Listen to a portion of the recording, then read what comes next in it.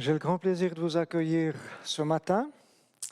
En principe, ce n'était pas ma place, c'était Éric Biolay qui devait présider à ce culte.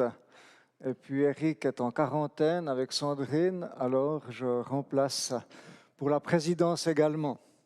Mais bienvenue à toutes et tous, bienvenue en présentiel. Comme je le dis, c'est toujours un immense encouragement que d'avoir quelques personnes qui sont là.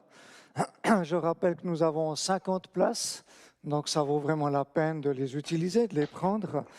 Et puis environ une dizaine de places pour tout l'aspect technique, l'aspect de la louange, du prédicateur, du président, etc.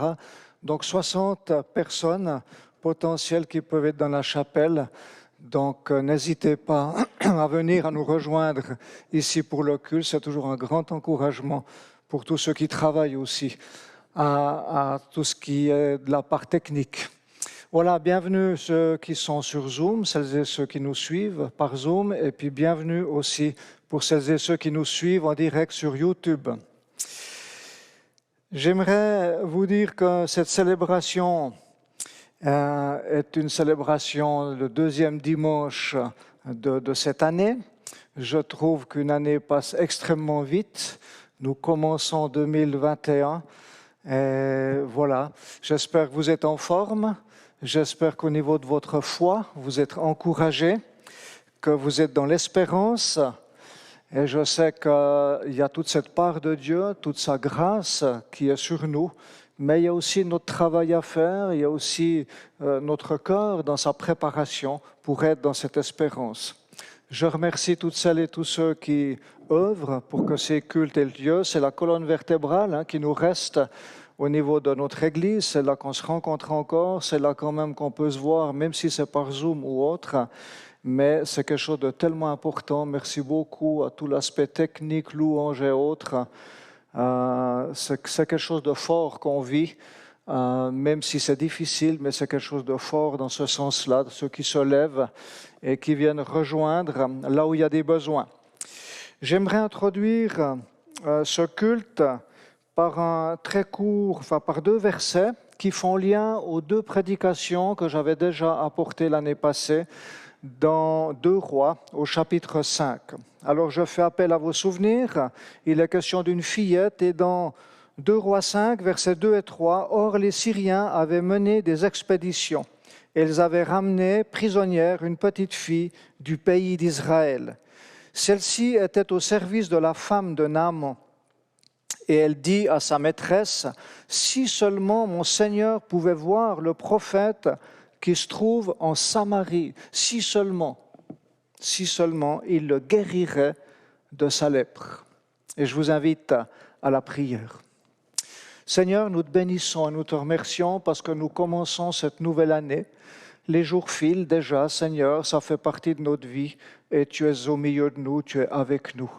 Mais ça vaut la peine de te demander ta présence, que ton esprit soit sur nous, que ton esprit, Seigneur, puisse vraiment venir pour nous rejoindre, pour nous parler à nos cœurs, que nous soyons ici, que nous soyons, Seigneur, à la maison, que nous puissions être touchés par ta grâce, par ta parole. Et Seigneur, eh bien, oui, je bénis toutes les personnes qui sont à l'écoute, toutes les personnes qui consacrent du temps pour ce jour du repos, pour ce dimanche, qui viennent te rechercher ta face. Seigneur, viens nous rejoindre, rejoins-les au nom de Jésus. Amen. Voilà pour les personnes qui sont sur YouTube, vous découvrirez qu'aujourd'hui il est possible de faire quelques commentaires, des remarques, des questions directement sur le live en direct sur cette chaîne. Et je remercie Pierre-André qui n'est pas présent ici, mais qui a accepté de fonctionner comme modérateur. Je ne me serais pas senti les forces d'avoir un écran supplémentaire pour répondre encore à des questions qui viennent de je ne sais où, mais Pierre-André Léchaud le fait. Et j'en suis très reconnaissant. Merci beaucoup. Pour poursuivre cette introduction, je vais lire dans le psaume 150. Ça, c'est Éric Biolay qui avait prévu. Donc, il a aussi travaillé à cette présidence et transmis certains éléments. Donc, je le remercie. Psaume 150. Louez l'Éternel. Louez Dieu dans son sanctuaire. Louez-le dans l'étendue céleste où éclate sa puissance. Louez-le pour son extraordinaire façon d'agir. Louez-le pour son extraordinaire façon d'agir. Louez-le pour l'immensité de sa grandeur. Louez-le au son de la trompette, avec le luth et la harpe. Louez-le avec le tambourin, avec des danses. Louez-le avec des instruments à cordes et la flûte. Louez-le avec les cymbales sonores, la batterie. Louez-le avec les cymbales retentissantes, la voix de Jack. Que tout ce qui respire loue l'Éternel. Que tout ce qui respire loue l'Éternel, louez l'Éternel. Et je passe la parole à Jacqueline Piaget et je remercie toute l'équipe de louanges, de musiciens pour leurs dons et puis pour leur service. Soyez bénis.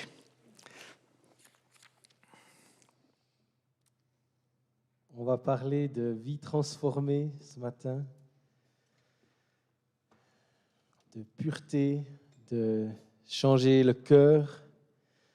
Et j'imaginais Jésus marcher sur cette plage et choisir ses disciples. Viens et suis-moi. Et puis là, les disciples, ils sont venus, ils ont lâché les filets. Et puis ça change des vies, hein. Ils ont passé leur temps avec le maître, avec celui qui a enseigné, à être assis. Les filets étaient toujours où ils les avaient laissés. Et des fois, ça me défie parce que ma conversion, elle est impressionnante. Ça change ma façon de voir. Le péché est toujours au coin de la rue quelque part. C'est pour ça que j'essaie de marcher toujours le plus droit possible. Mais ça change ma perception de la vie. Ça change. J'ai toujours l'exemple du Maître, de Jésus-Christ. Et j'espère ne pas tirer les filets avec, là où je vais, mais vraiment de me consacrer à qu'est-ce que Dieu veut pour moi, qu'est-ce que Jésus-Christ, quelle différence ça fait dans ma marche avec Dieu tous les jours. Alors vraiment que cette louange puisse être un temps de remise en question sur les priorités, sur la façon, comment est-ce que Dieu transforme mon cœur. Comment est-ce que Dieu change ma vie? Viens et suis-moi.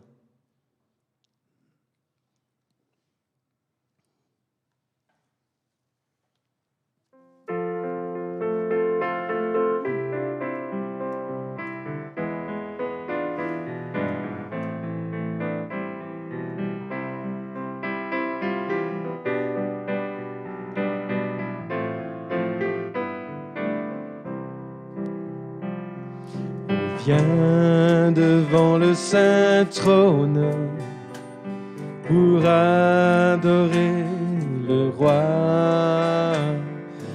Viens devant le saint trône et sa gloire apparaîtra.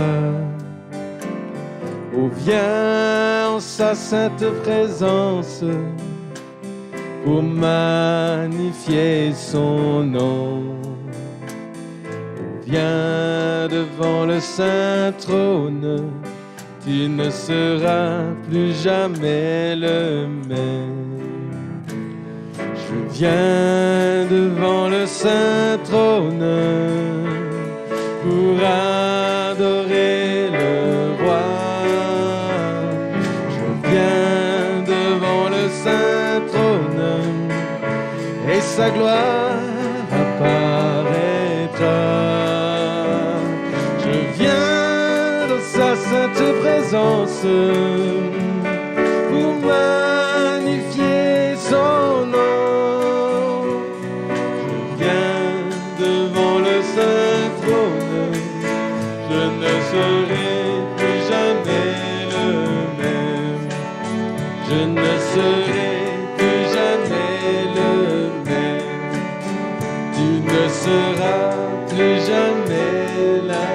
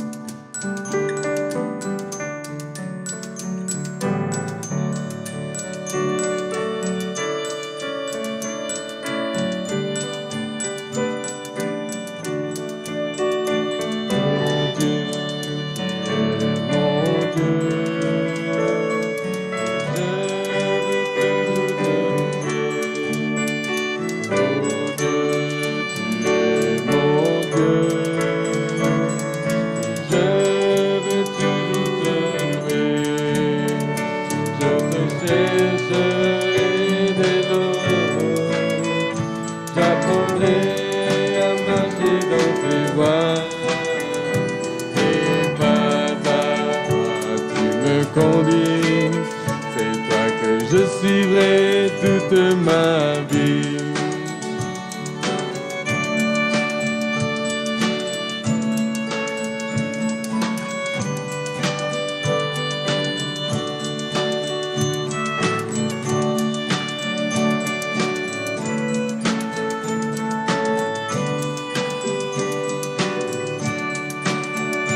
Oh Dieu, tu es mon Dieu, et je veux toujours te louer. Oh Dieu, tu es mon Dieu, et je veux toujours te louer. Je te chercherai dès lors, j'apprendrai à marcher dans tes voies. Et pas à pas tu me conduis, c'est toi que je suivrai toute ma vie. C'est toi que je suivrai toute ma vie. C'est toi que je suivrai toute ma vie.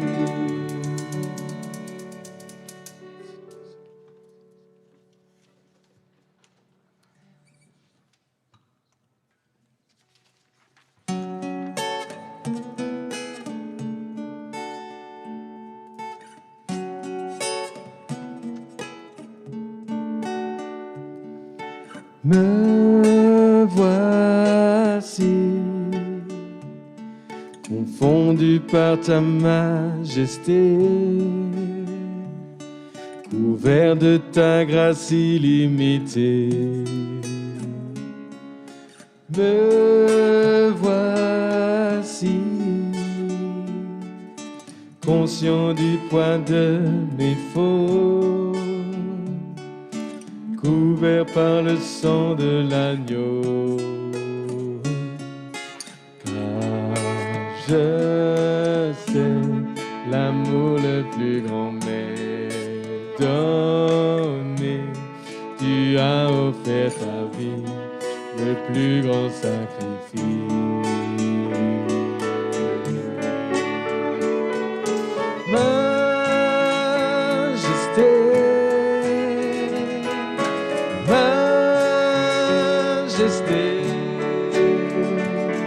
Ta grâce m'a trouvé tel que je suis.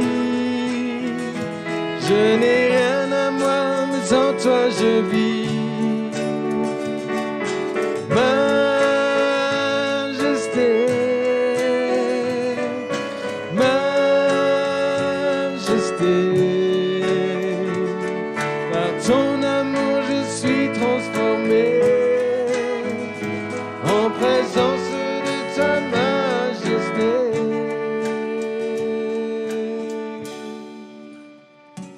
Me voici,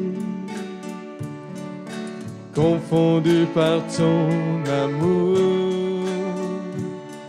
Pardonné, je pardonne en retour. Me voici, conscient d'être ton plaisir, sanctifié par le feu de ta gloire. Car je sais l'amour le plus grand m'est donné. Tu as offert ta vie, le plus grand sacrifice.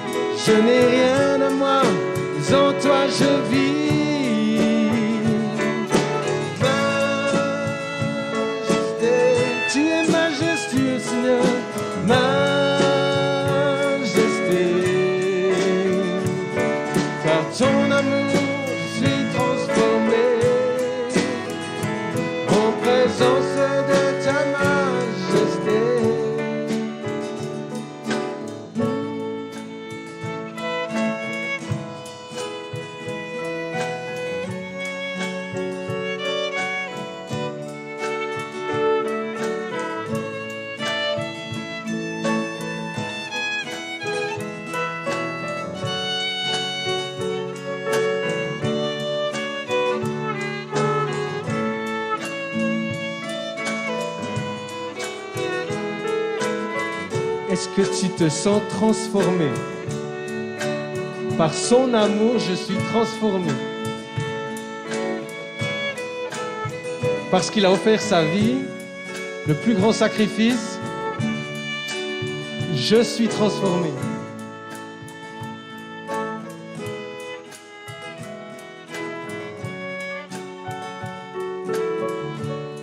Viens et suis-moi.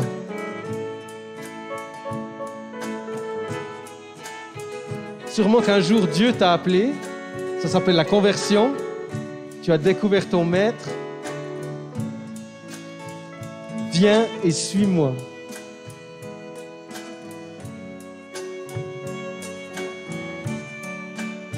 Et qu'est-ce que ça change aujourd'hui? Par son amour, par ton amour, Seigneur, je suis transformé. Tu es transformé.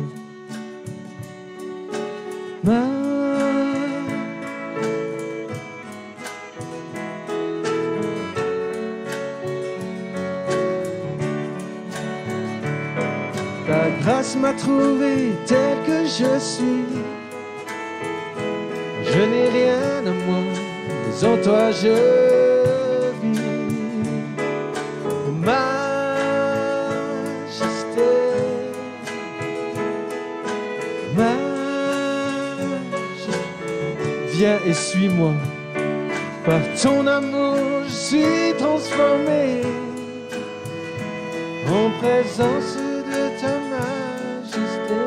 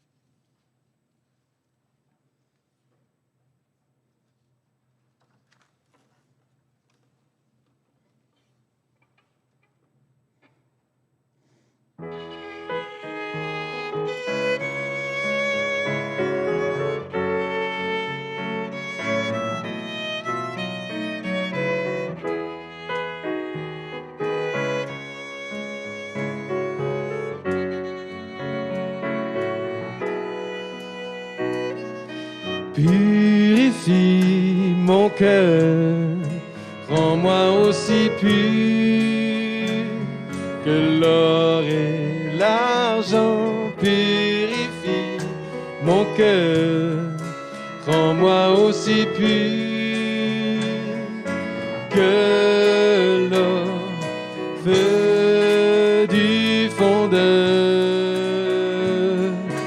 Je n'ai qu'un désir, être saint,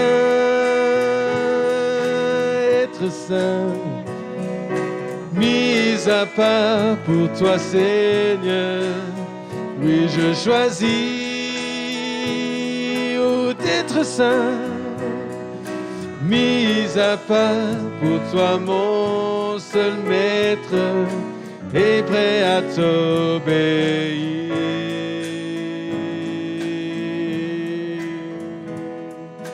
Purifie mon cœur, rends-moi aussi pur que l'or et l'argent. Purifie mon cœur, rends-moi aussi pur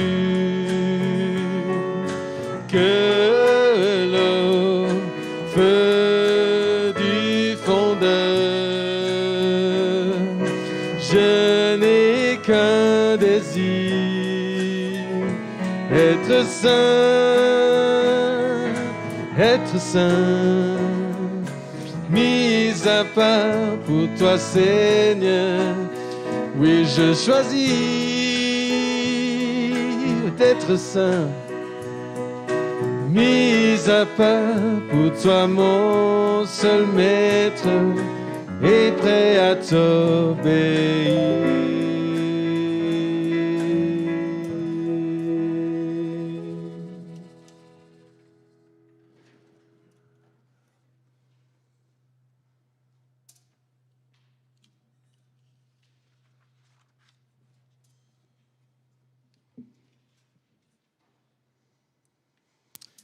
Ça m'a vraiment touché parce que Pierre, pendant la répétition,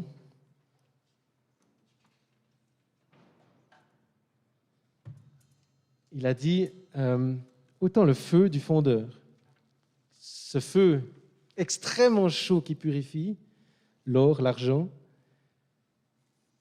autant les mains du potier.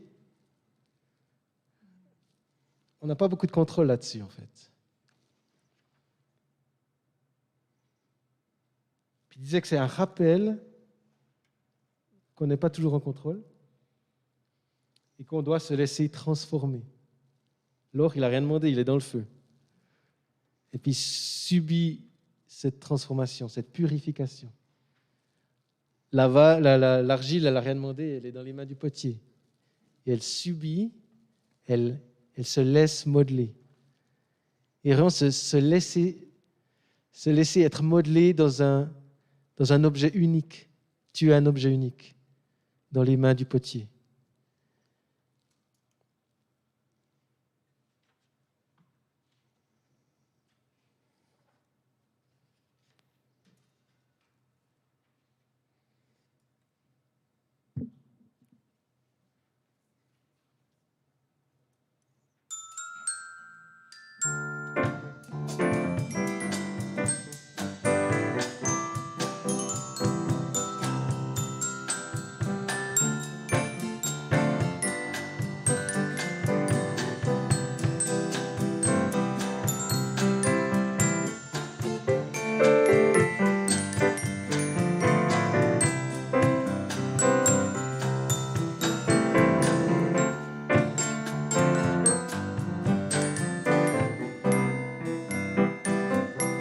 Prends mon cœur, Seigneur,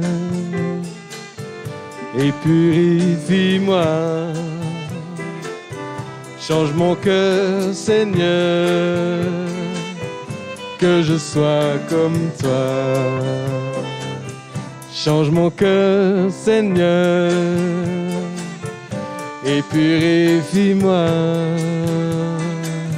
Change mon cœur, Seigneur, que je sois comme toi.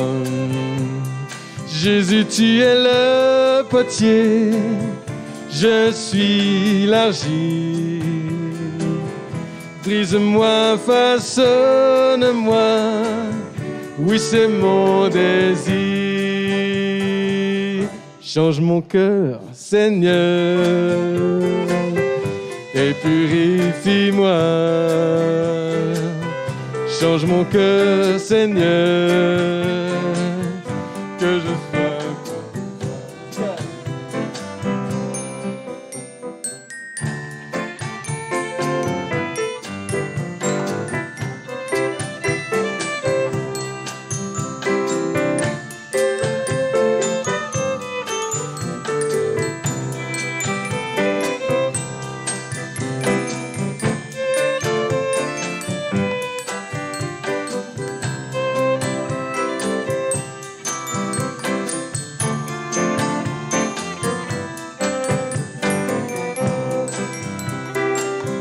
Change mon cœur, Seigneur, et purifie-moi. Change mon cœur, Seigneur, que je sois comme toi. Jésus, tu es le potier. Jésus, tu es le potier. Je suis l'argile. Brise-moi, façonne-moi. Oui, c'est mon désir. Change mon cœur, Seigneur, et purifie-moi. Change mon cœur, Seigneur, que je sois comme toi.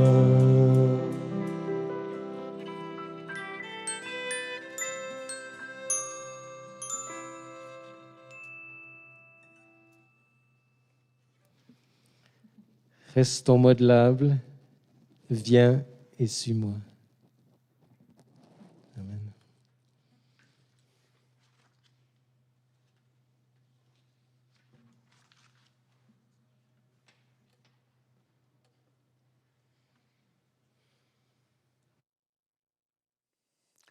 Merci beaucoup. Ce sera le temps de la lecture. Je fais appel à Suzanne Braillard qui va lire le texte. Je la remercie beaucoup. Merci à l'équipe de louange aussi. Très bon moment.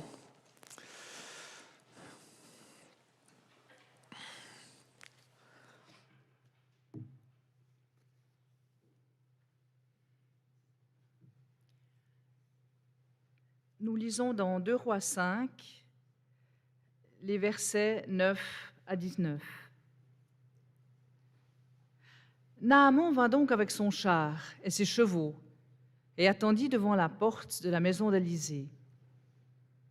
Élisée envoya quelqu'un lui dire « Va te plonger 7 fois dans l'eau du Jourdain.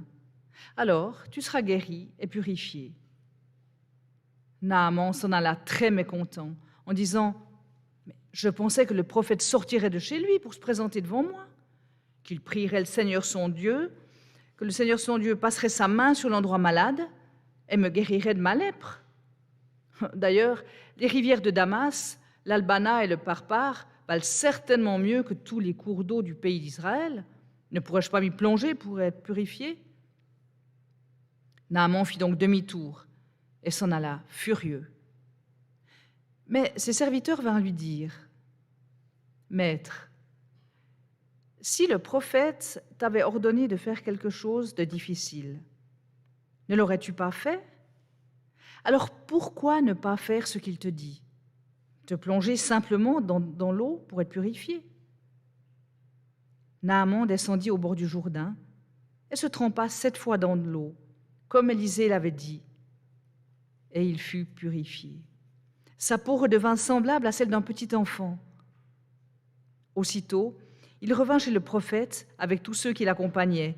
Il se présenta devant lui et dit « Maintenant, je sais que sur toute la terre, il n'y a pas d'autre Dieu que celui d'Israël. Veuille donc accepter le cadeau que je t'offre. » Mais Élisée répondit « Par le Seigneur vivant dont je suis le serviteur, je t'assure que je n'accepterai rien. » Naaman insista, mais Élisée refusa.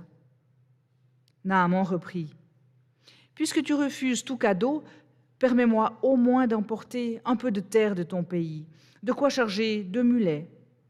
En effet, je ne veux plus offrir de sacrifice complet ou de sacrifice de communion à d'autres dieux qu'au Seigneur d'Israël. Seulement, je te demande d'avance pardon au Seigneur pour ceci. Quand mon maître, le roi de Syrie, entre dans le temple de son dieu Rimon pour prier, je dois m'incliner jusqu'à terre en même temps que lui, car il s'appuie sur mon bras.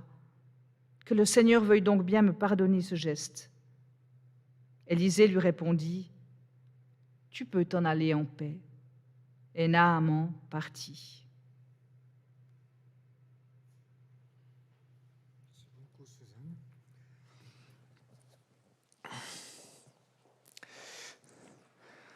Comme il n'y a pas de président, j'ai oublié de demander à quelqu'un de prier pour moi, pour cette prédication. Est-ce que quelqu'un serait d'accord de le faire, Jack? Merci. Père, merci pour Michel, merci pour ce temps de transformation, ce temps d'écoute, ce temps d'enseignement. Les disciples étaient assis à tes pieds aussi et t'écoutaient. Et vraiment, c'est bon de pouvoir être dans cette église, à être enseigné. Seigneur, je te demande vraiment de toucher Michel, de le bénir, de lui faire du bien, et que cette prédication soit pour nous un pas en avant vers qui tu es. En ton nom, je te prie, Seigneur. Amen. Merci beaucoup. Des souvenirs inoubliables. De manière très belle, certaines années sont particulièrement marquantes de par un événement y laissant une empreinte déterminante. Et j'espère que nous le vivons toutes et tous, mais toutes les années ne sont pas aussi marquantes les unes que les autres.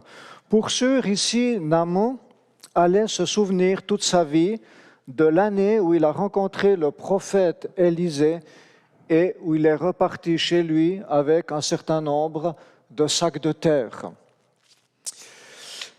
Quelques mots sur le contexte qui ne me semble pas inutile, en particulier peut-être pour les personnes qui nous écoutent sur YouTube. Tout d'abord, dire que 2 Rois se trouvent dans l'Ancien Testament. C'est un récit qui date de presque 3000 ans, ce qui est très vieux. À cette époque-là, Israël existait déjà et était un pays qui était très affaibli. Dieu n'en était pas très heureux, ni de cet affaiblissement social, mais surtout de l'affaiblissement spirituel. Naaman, lui, était syrien. Il était un chef militaire très réputé qui opérait des raids en terre ennemie et entre autres en Israël. Le seul problème qu'il avait, il était lépreux.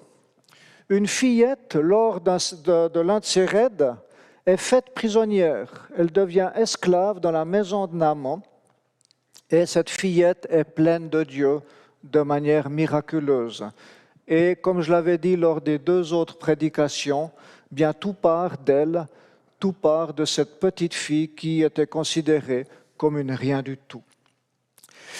Au début du chapitre, souvenons-nous, Naaman avait reçu avec euphorie par la bouche de son épouse et grâce à cette fillette esclave, comme je l'ai dit, la nouvelle qu'en Israël, pays ennemi, un prophète pouvait le guérir de sa lèpre.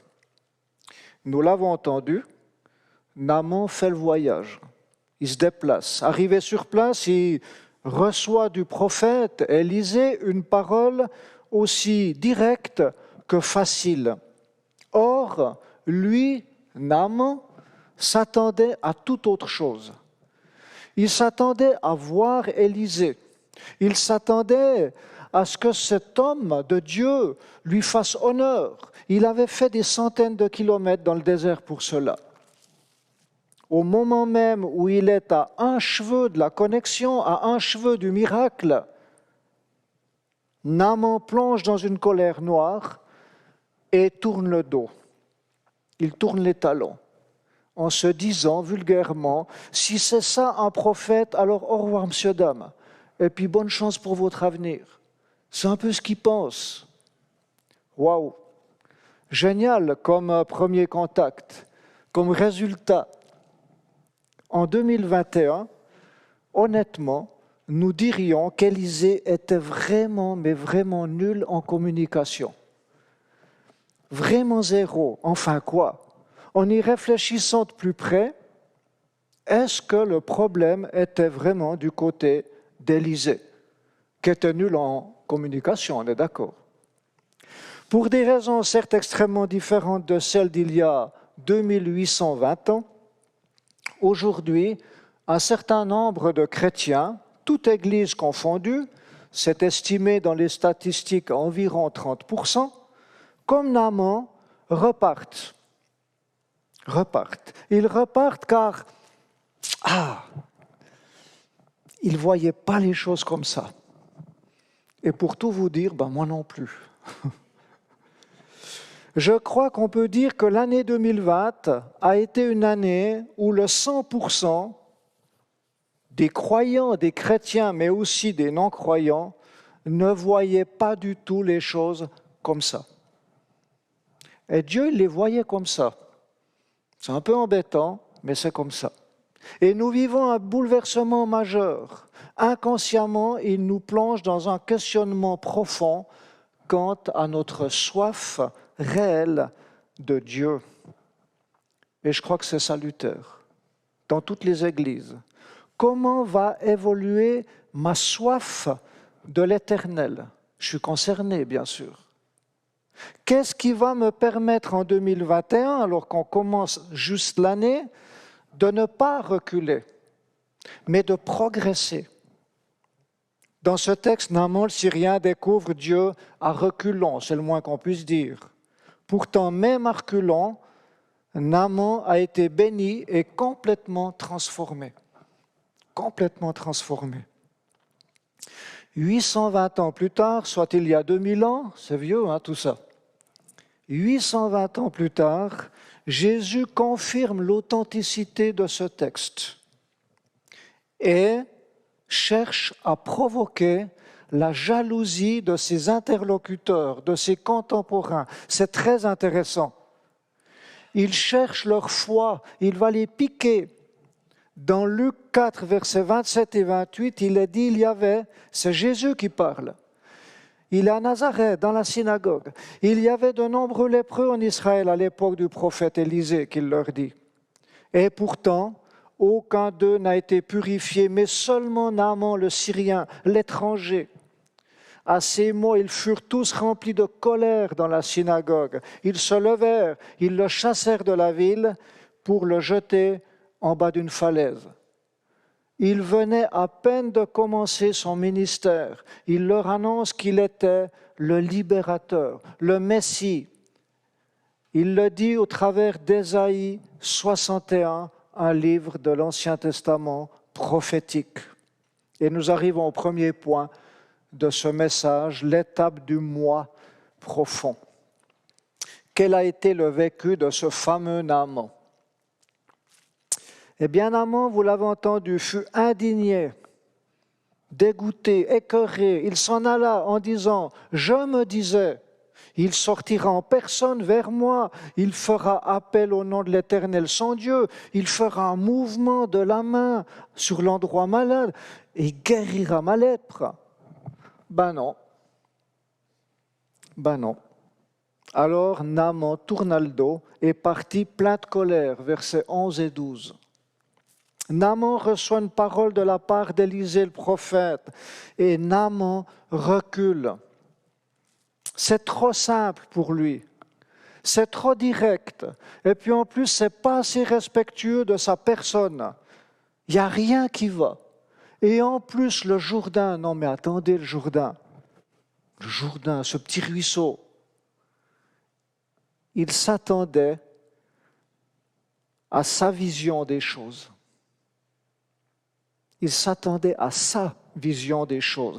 Quelques versets expriment avec brio ce qui habite naturellement nos cœurs, le mien compris. Quand un homme ou une femme s'approche de Dieu, quand il ou elle se trouve tout proche du point de jonction, il y a cet échange de place. Je vais l'appeler comme ça. Il y a cet échange de place, un échange qui n'est pas négociable et un échange qui n'est pas agréable du tout. Et qu'est-ce que Naaman a trouvé ça désagréable? Naaman devait quitter le trône sur lequel il était assis. C'est une image, bien sûr, mais son moi profond a été touché de plein fouet et il réagit avec véhémence. Il dit ça jamais. Il était super déçu. Au temps de Jésus, comme au temps de Naaman, les croyants étaient bien davantage intéressés par la place qu'occupait Dieu que par Dieu lui-même, parce que c'était des hommes. Et aujourd'hui, nous sommes des hommes et des femmes. Quand nous sommes trop souvent déçus, contrariés, frustrés, prenons le temps de réfléchir à quelle place nous tenons à être assis. Prenons le temps de réfléchir quand ça nous arrive. Dans nos vies actuelles de chrétiens professants, la tension, la tentation et la lutte qui se livre demeurent exactement la même qu'il y a 2820 ans ou 2000 ans. Naaman était presque irrécupérable, les amis. Presque irrécupérable. Ce sont ses serviteurs qui lui ont sauvé la vie. Ils ne lui disent pas « T'as raison, Naaman, tu ne mérites pas une telle humiliation, ce prophète est un idiot irrespectueux, t'as raison. » Non.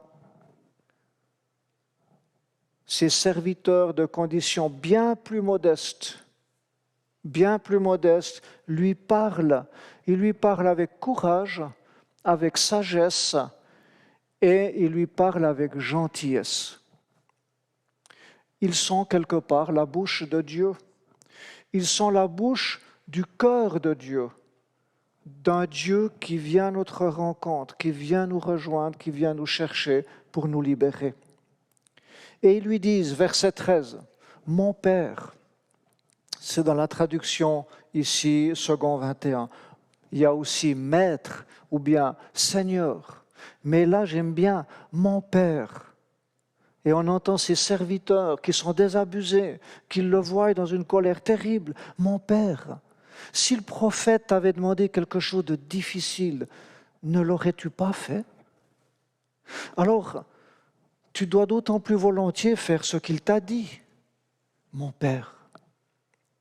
Aux yeux de Naaman, le Jourdain était trop petit, il était trop sale, il était méprisable. Aux yeux de Naaman, Élisée, qui ne sort même pas à sa rencontre, qui ne le regarde même pas, était indigne d'être appelé être un homme de Dieu. Par miracle, mais vraiment par miracle, les paroles de ses serviteurs font mouche. Naaman descend de son trône, il quitte sa place, ça lui coûte. Il descend en lui-même, comme le fils prodigue. Il descend en lui-même. C'est pas agréable. Il descend dans sa tête, il descend dans son cœur, il descend dans ses émotions. Il descend au pied du trône et lève ses faibles yeux de foi. Parce qu'à ce moment-là, il n'a pas beaucoup de foi, Naaman. Mais il accepte de descendre. Un être humain ne rencontre pas l'Éternel quand il sait tout. Ce n'est pas possible. Il rencontre l'Éternel, le Dieu de la Bible, quand il a faim et soif d'autre chose, quand il a soif de vérité. Et Naaman accueille la vérité de ses serviteurs. Je trouve ça génial. Il accueille la vérité de ses serviteurs. Ce n'est pas encore la sienne de vérité. C'est un bon début, mais c'est celle des serviteurs. Jésus a dit dans Matthieu 16, versets 24 à 27, je lis que le début, « Si quelqu'un veut venir après moi, qu'il renonce à lui-même. » Qu'il renonce à lui-même. Ce qui a déclenché chez Naaman la vie, ce n'est pas un truc de plus qu'il y en a mis plein les yeux, comme il espérait, n'est-ce pas? Un Élisée, prophète de l'Éternel, venant à sa rencontre, habillé en grande pompe, faisant de grands gestes charismatiques, lui communiquant clairement un truc super difficile à faire qu'il aurait fait. Qu'est-ce qu'il est déçu? Qu'est-ce qu'il est déçu? Alors posons-nous la question, quand nous sommes déçus, qu'attendons-nous de Dieu aujourd'hui, après une année 2020 comme on a eu? Qu'attendons-nous de l'Église aujourd'hui, en début 2021, après une année comme on a vécu? Suis-je hors sujet? Je ne le crois pas. Ce qui a sauvé Naaman, c'est cette capacité inextrémiste de faire deuil de ses préjugés, de faire deuil de ses attentes, en acceptant de descendre de son trône et de le redonner à ce Dieu qu'il ne connaissait pas encore. Il ne le connaissait pas, et Élisée non plus. Ainsi, et c'est choquant, même s'il l'a vécu à reculons, et c'est le moins qu'on puisse dire, eh bien, personne à cette époque-là n'était capable de recevoir quoi que ce soit de la part de Dieu en Israël. C'est pourquoi a dit Jésus 820 ans plus tard que l'Éternel, son Père qui était dans les cieux, eh bien, il allait voir ailleurs. Et ça, les gens, ils n'ont pas aimé. Ben, je comprends. Nous aussi, on n'aime pas. Deuxième point. Je vais peut-être résumer le premier point. Parce que c'est un texte tellement riche que c'est important de bien comprendre. Naaman croit qu'il peut vivre quelque chose d'exceptionnel dans sa vie, qu'il peut guérir de la lèpre. Il le croit, parce que sinon il ne se déplacerait pas. Il doit rencontrer quelqu'un, et pour cela, c'est loin, c'est en terre ennemie même. Et il y va, il est chargé d'or et d'argent. C'est le roi de Syrie qui en a donné plein les bras. Mais il est aussi chargé, mais chargé, bourré d'idées préconçues. Et c'est normal. On est tous comme ça. Et au moment où il touche au but, il est tellement déçu qu'il repart dans la colère, dans la tristesse. Des petites voix lui sauvent la vie. C'est des serviteurs. Naaman n'était pas assis à la bonne place. Et le Covid, entre autres, est un révélateur puissant quant à la place que nous occupons, quant à la foi que nous avons et quant à nos idées préconçues sur tout et sur rien. Deuxième point. Naaman finalement retrouve son calme, heureusement. Les paroles de ses serviteurs, je l'ai dit, ont fait mouche. Dieu voulant, il semble qu'il commence à pouvoir se mettre en route. Il a été un peu retourné dans son orgueil, ça c'est sûr, dans ses tripes aussi. Il est finalement enfin Naaman. Il est accessible et il semble qu'il est prêt à quelque chose quand même. Jamais son entourage ne l'a vu si vrai. Ses serviteurs, ils devaient être contents intérieurement. Ils devaient se marrer, fous de joie. Jamais ils ont vu leur maître si vrai, si accessible, si humain. Jamais ils n'ont eu autant de plaisir à l'accompagner. Leur père, à le servir, à le soutenir dans ses démarches. On sent la collaboration là tout à coup en allant au Jourdain. C'est génial. Et Naaman arrive au Jourdain. Pour ses serviteurs, il va accomplir quelque chose de super simple, super facile. Mais pour lui, Naaman, qui est en train de descendre et de descendre et de descendre, il va accomplir quelque chose. Et c'est un paradoxe, il va accomplir quelque chose pour lui qui est super difficile. Or, et c'est là que ça devient génial, contrairement à juste avant avec Élisée, il ne recule plus. Le Jourdain est là. Il aurait encore pu se dire, non mais c'est plus ridicule que je pensais. Il est encore plus sale que j'imaginais, ce Jourdain. Ben non, il ne recule pas. On est loin des gestes qu'il imaginait, charismatiques, des formules magiques, de je ne sais quoi, des incantations, d'un gros feu, des sacrifices, bref. Là, les serviteurs l'observent et c'est humiliant. Il se déshabille. Il se déshabille et puis trempage après trempage, il exécute la parole de ce prophète qu'il n'a encore jamais vu. Et semble-t-il, je crois que le prophète est chauve. Voyez, moi j'étais rouquin, j'en ai souffert. On a des préjugés. Je ne sais même pas la réaction qu'il a eue quand il l'a vu. Je ne sais pas.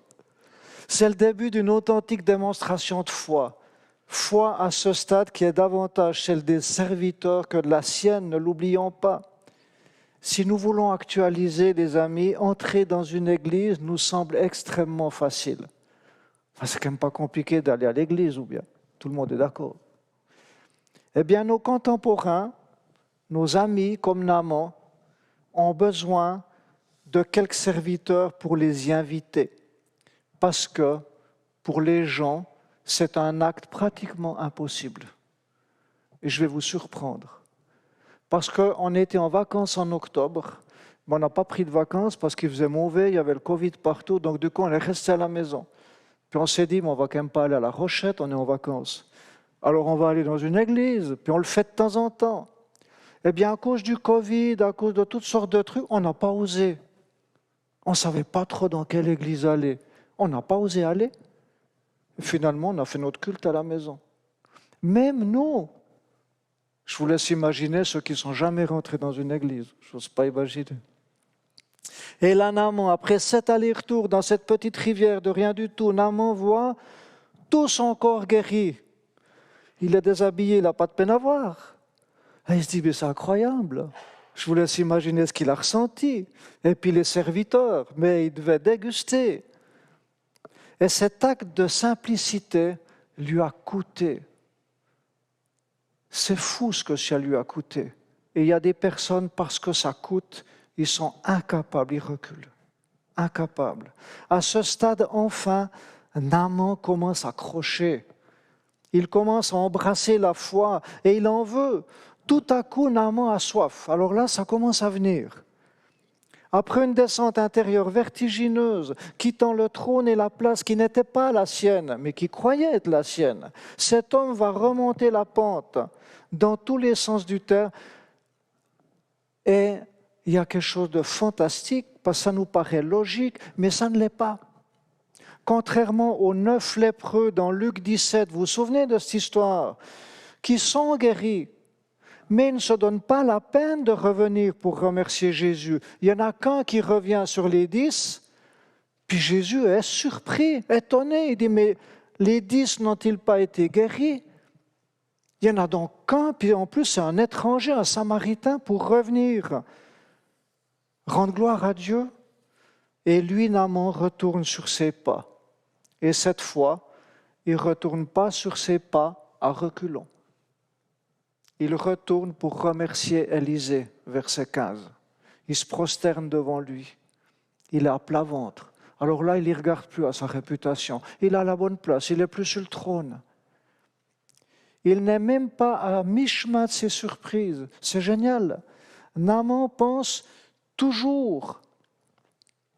Il pense toujours, il ne peut pas faire autrement que penser. Alors il pense qu'Élisée, versets 15 et 16, va évidemment accepter les dizaines de kilos d'or qu'il a amenés et d'argent. Et il reçoit une réponse toujours très courte, cinglante. L'Éternel dont je suis le serviteur est vivant. Alors ça, Naaman maintenant le savait. Je n'accepterai rien du tout. Naaman se dit, c'est pas possible. Il est encore plus, je sais pas quoi, que ce que je pensais. Et Naaman insiste. Il lui dit, non mais écoute, je suis venu de loin. Les mulets et les chevaux sont chargés. Enfin quoi, tu pourrais faire un petit effort quand même. C'est inutile. Et là, une chose surprend. Naaman, cet homme qui n'est pas un grand croyant, immédiatement passe à un autre registre. Et je résume ce deuxième point. À partir du moment où Naaman se trouve à sa juste place, les circonstances commencent à changer positivement. Ce n'est pas lui qui voit juste, ce n'est pas lui qui a la foi, mais ce sont les serviteurs, les siens, qui l'accompagnent, l'aiment, l'invitent, qui sont paroles de Dieu pour lui. Pour lui, le prophète, le Jourdain, ses trempages, ses histoires, mais c'est nul. Lui, il est riche, il est haut placé, il est fort, il est intelligent, mais il est bourré d'idées préconçues. Aux yeux de Naaman, il n'y a rien qui va dans cette histoire avec Élisée. Aux yeux de Naaman, il n'y a rien qui est possible, il n'y a rien qui est à la hauteur. Il y a de quoi se fâcher quand même. Nos vies, nos prouesses, notre foi, notre Église, sont-elles à la hauteur? Je pose la question, sont-elles à la hauteur pour inviter des Naamans? Quelle idée avons-nous? J'entends des personnes qui disent, parmi nous, j'ose pas inviter quelqu'un à la Rochette. Mais ça me fait mal, je peux vous dire. Je me dis, ah bon? Mais le Jourdain de la Rochette est tellement pitoyable. Je ne sais pas. Est-ce que nous sommes bourrés d'espérance et de confiance en Dieu qui va faire des miracles, ou bien on est bourrés d'idées préconçues que de toute façon il ne va jamais rien se passer chez nous? Moi, ça me pose des questions. Les amis, il est pratiquement impossible à un non-initié de nous rejoindre. Pratiquement impossible. Il faut YouTube. Il lui faut une invitation, un coup de pouce, un acte de foi. Si on attend que la Rochette soit parfaite, ben je serai à la retraite, puis je serai mort. On ne doit pas attendre, comme les serviteurs de Naaman. Troisième point. Je suis très surpris car Naaman, au contact du prophète, je ne sais pas, je me dis, il aurait quand même pu au moins s'excuser pour sa très mauvaise attitude, pour sa colère. Rien. Il avance, il fait des pas de géant, c'est frappant. Et il demande quelque chose qui montre le bouleversement spirituel vécu en l'espace de quelques heures. C'est d'un dynamique, ce texte, c'est extraordinaire. Verset 17, « Permets que l'on me donne de la terre d'ici, à moi ton serviteur, qu'on me donne l'équivalent de la charge de 2 mulets, car moi ton serviteur, je ne veux plus offrir ni holocauste, ni sacrifice à d'autres dieux qu'à l'Éternel. » C'est génial. Cette terre, il aurait très bien pu la voler lors de l'un de ses prochains raids militaires sur Israël. Ça n'aurait pas été un problème. Comment cet homme de foi va-t-il gérer son avenir? Le texte ne le dit pas, mais c'est une évidence que toute sa vie change et doit changer. Le texte ne nous dit rien à ce niveau-là, mais c'est évident que Naaman repart avec un bon problème. Mais il repart avec un problème, c'est sûr. Il y a des choses qui doivent changer, comme nous. Naaman va rentrer avec l'or, l'argent, les vêtements de luxe du roi de Syrie et il va les lui redonner. Par contre, les sacs de terre qu'il a demandé, ça, il va les conserver très précieusement en vue d'adorer son nouveau Dieu, son libérateur de la terre. Naaman quitte Élysée, le pays d'Israël, avec un seul défi pour son avenir. Son défi, ce sera celui d'entretenir sa soif de Dieu et d'être à son service. Ça, ce sera son défi. Les amis, nous vivons des bouleversements importants. Ces bouleversements nous plongent dans un questionnement profond quant, par exemple, à l'avenir de notre Église. L'Église après le Covid, c'est une vraie question. Mais la vraie question, à mon sens, c'est de savoir l'évolution de notre soif de l'Éternel. Ça, je crois que c'est la vraie question. Parce qu'on ne pourra pas restaurer nos locaux d'un coup de baguette magique pour que ce soit super accueillant, etc. Mais c'est notre foi qui va faire la différence. C'est notre soif de Dieu qui va faire la différence. J'en suis convaincu. Et c'était bien la question de Jésus. Où était la soif de Dieu? Dans tout ce qui ne joue pas, comme nous l'avions imaginé, comme Naaman, nous avons le choix. Soit de tourner les talons, soit de nous laisser interpeller et de dépasser nos idées préconçues et d'avancer. Et Naaman avance, c'est impressionnant. Aujourd'hui, les choses ne jouent pas. Pas tant dans les détails. Je crois que les choses, s'il y a des choses qui ne jouent pas, ce n'était pas tant une question de technologie ou pour des problèmes sanitaires ou pour des histoires relationnelles du Covid ou autre. Ce n'est qu'un petit pourcent des éléments qui effectivement sont à améliorer, etc., qu'un petit pourcent de la réalité de ce que Dieu voit. Aujourd'hui, notre avenir, et ce n'est pas seulement dans notre Église, bien sûr, mais aujourd'hui, notre avenir se joue essentiellement dans notre soif de Dieu, dans notre soif de sa parole, dans notre soif d'aimer. Et nos idées préconçues, comme Naaman, c'est une évidence, sont des obstacles terribles. Il y avait de nombreux lépreux en Israël à l'époque du prophète Élisée, et pourtant, aucun d'eux n'a été purifié, mais seulement Naaman, le Syrien. Je sais, c'est très piquant, moi ça me pique aussi, parce que je suis concerné. C'était un cri du cœur de Jésus. C'était le cri du cœur des serviteurs de Naaman, qui, souvenons-nous, lui ont dit « Mais mon père, si le prophète t'avait demandé quelque chose de difficile, est-ce que tu ne l'aurais pas fait ?» On pourrait dire, et je le dis, plutôt que mettre mon père, je pourrais dire « Mais mon frère, ma sœur, vous qui m'écoutez sur YouTube, si le prophète vous avait demandé quelque chose de difficile, ne l'auriez-vous pas fait?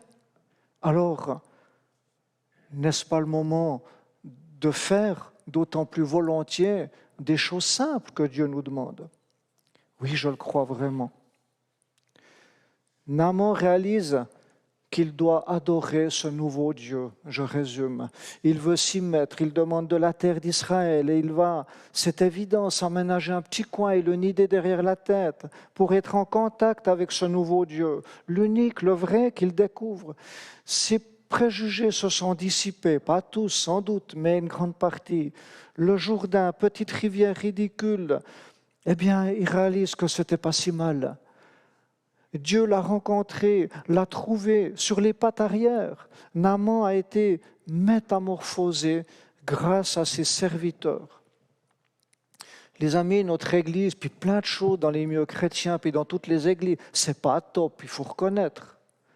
Et puis, même mes prédications, soyez rassurés, mais je ne suis jamais satisfait d'une de mes prédications. C'est un défi monumental et je sais qu'il y a bien mieux. l'accueil, on peut dire, mais il y a du travail à la Rochette, ouais, on n'est pas bien accueillis, etc. Puis on pourrait parler, c'est dans toutes les églises comme ça. Mais Dieu cherche encore deux types de personnes en 2021. Il cherche des gens sur les pattes arrière, comme Naaman. Et il y en a beaucoup. Et puis il cherche des gens qui les accompagnent, les invitent, des gens qui laissent tomber leurs préjugés sur le quoi, le comment, le quand, le qui, etc. Et ça, c'est nous. Et nous sommes là. Et nous sommes appelés à être fidèles à Dieu et à avoir soif de lui. Et si on est fidèle à Dieu et qu'on a soif de lui, je crois qu'on fera des choses toutes simples. On sera tellement étonné des résultats. Tellement étonné des résultats. Alors, un temps de questions. De quoi avons-nous réellement besoin en ce début d'année? Je crois que le texte nous interpelle.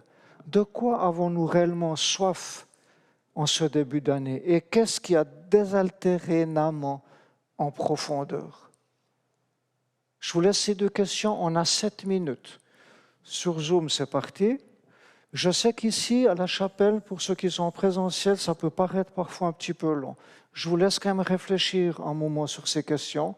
Puis après, je reprendrai la parole pour vous donner un exemple. Comme ça vous paraîtra un peu moins long. Merci beaucoup.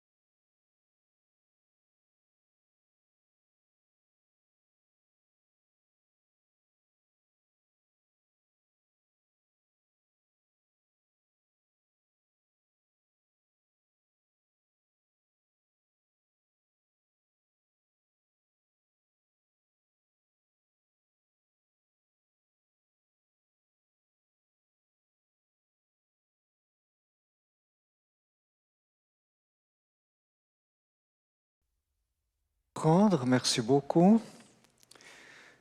Avant de quitter YouTube, juste une annonce concernant le cours Elle et lui, le cours pour couple.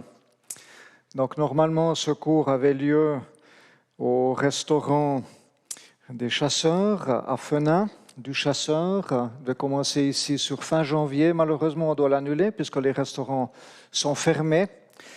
Alors, nous proposons la chose suivante, c'est d'une part de le renvoyer, si possible, dès septembre. Nous aimerions pouvoir vraiment offrir ce cours.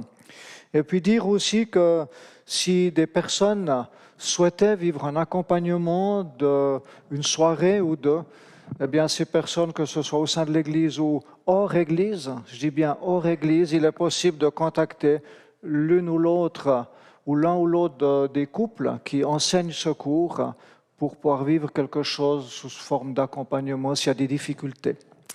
Voilà, en attendant. Mais nous nous réjouissons d'essayer d'offrir quelque chose malgré tout. Nous allons maintenant entendre un chant. On arrive gentiment au terme de ce temps de culte. Merci beaucoup.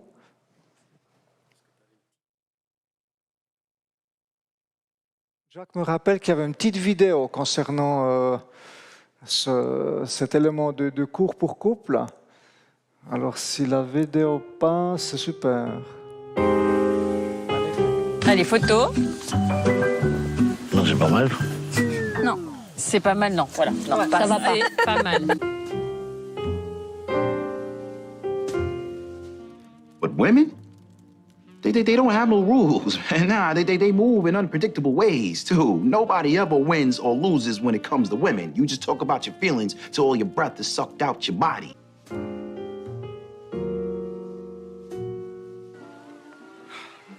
I want to know what you were like growing up. What was your favorite pair of shoes? What was your favorite cereal?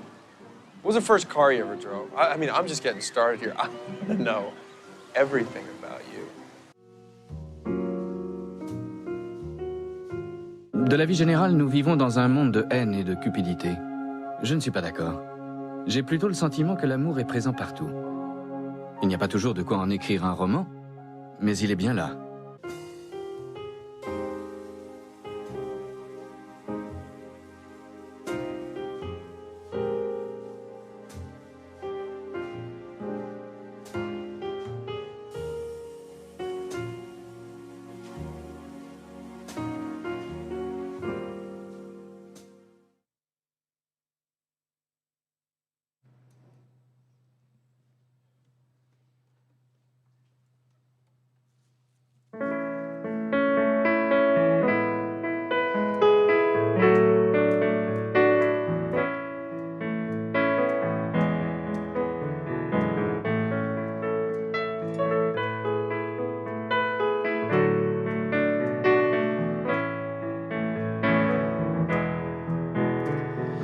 C'est auprès de Dieu que je veux me tenir. Il est mon Seigneur, mon roi. C'est auprès de Dieu que je peux ressentir tout l'amour qu'il a.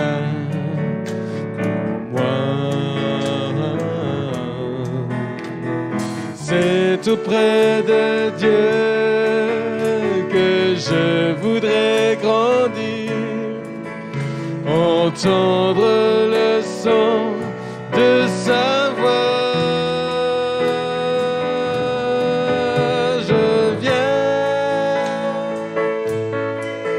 Je viens devant le trône, par ta grâce je me tiens. En ta présence, je lève les yeux vers le lieu saint pour contempler ta face. Je veux rester près de toi. C'est tout près de Dieu que je veux me tenir. Il est mon Seigneur, mon roi. C'est tout près de Dieu que je peux me sentir tout l'amour qu'il a pour moi.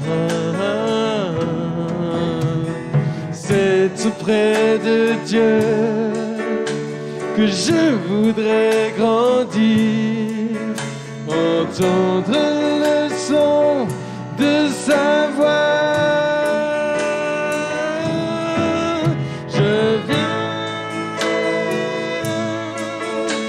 Je viens devant le trône, par ta grâce je me tiens, en ta présence je lève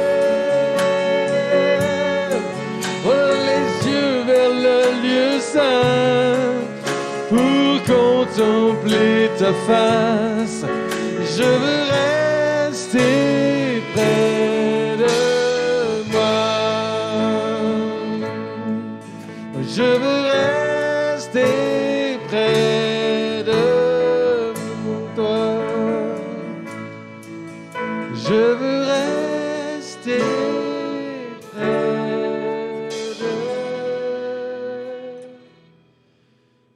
toi.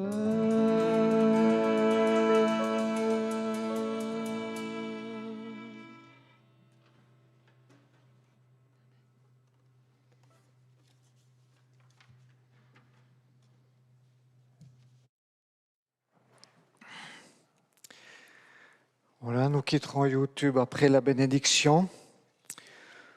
Que notre Dieu, que le Dieu qui voit les choses tellement autrement que nous, puisse nous rejoindre dans notre réalité et la transformer. Qu'il puisse nous rejoindre dans nos préjugés, on en a dans nos pensées, et qu'il puisse les transformer. Qu'il puisse nous rejoindre là où nous avons besoin d'être guéris, et qu'il puisse nous guérir de manière à ce qu'on soit des serviteurs en mesure de pouvoir inviter, parler avec amour d'autres personnes pour qu'elles puissent elles aussi rencontrer notre Dieu, le Dieu vivant d'Élysée. Tout est possible à celles et ceux qui croient. Soyons parmi ces personnes-là. Amen.